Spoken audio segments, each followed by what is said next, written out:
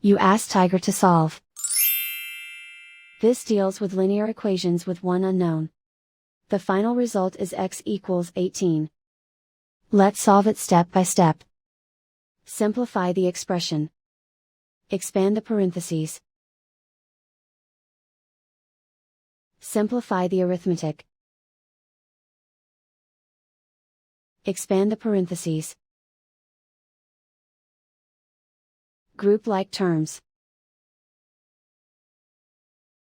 Simplify the arithmetic.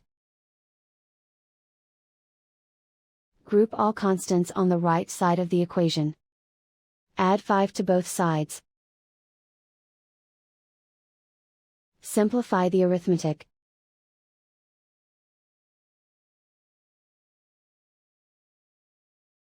Isolate the x.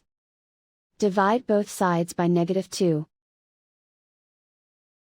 Cancel out the negatives. Simplify the fraction. Cancel out the negatives.